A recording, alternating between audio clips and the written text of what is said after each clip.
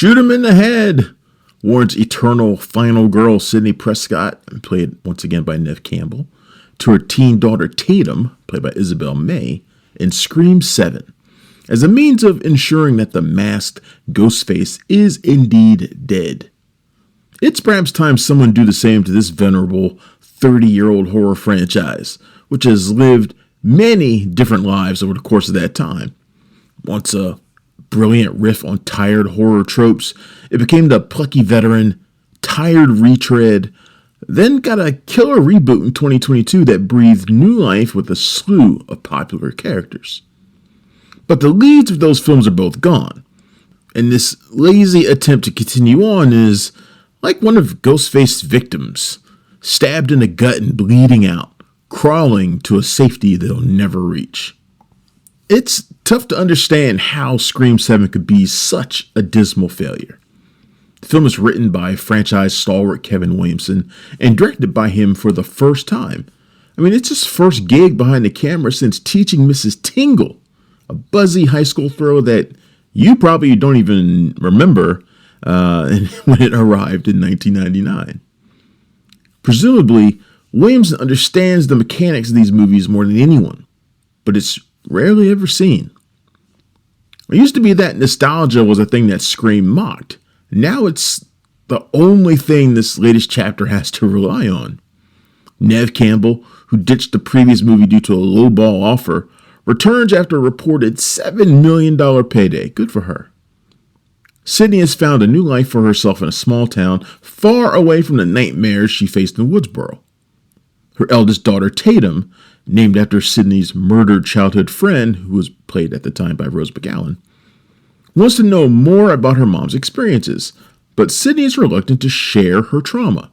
That's understandable, but it causes friction between the two, and the only thing that can bring them together is a new Ghostface killer in town stalking them both.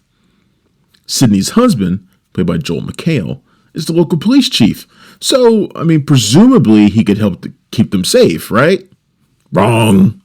Men are either useless or evil in these movies, or have you forgotten? To be fair, there are some delightfully gory kills that entertain more than a pathetically weak storyline. It's not Scream without a nasty opening murder.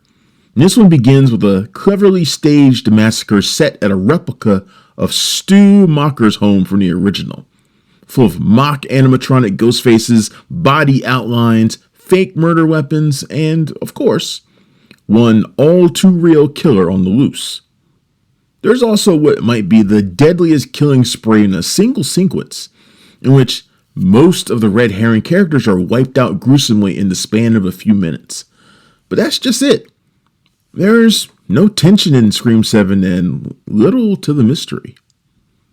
Deaths mean less than nothing this time around, which is probably why the body count is so high and the kills a bit more extreme than usual. The lame characters surrounding Sidney and Tatum is the major problem. Courtney Cox returns as newswoman Gail Weathers, who's endured Ghostface attacks just as long as Sidney.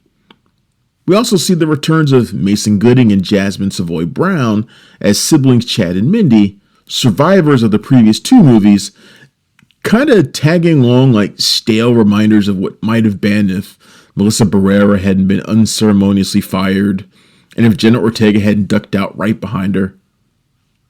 Barrera and Ortega, who played the Ghostface's new targets, the Carpenter sisters, brought a spark that is sorely missing this time around.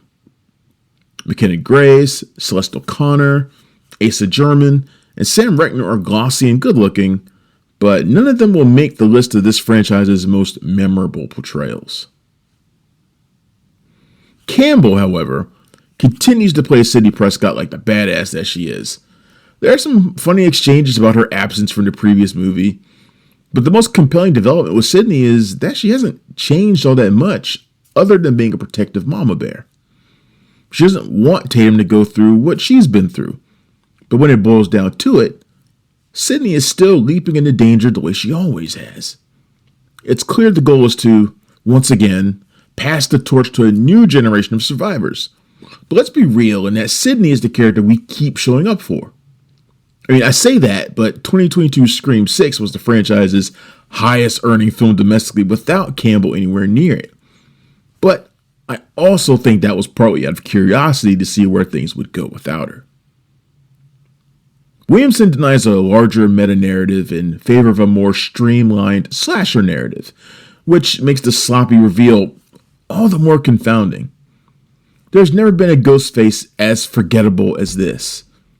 Even the inclusion of AI as a component of the slaughter is pointless, something done to make Scream 7 seem like it still has relevance. I'm afraid it doesn't. Shoot it in the head and be done with it. Scream 7 is in theaters now, and it gets a 2 out of 5. Thanks for checking out the show. If you like what we're laying down, please subscribe to our channel and click the bell to receive notifications for all of our latest stuff.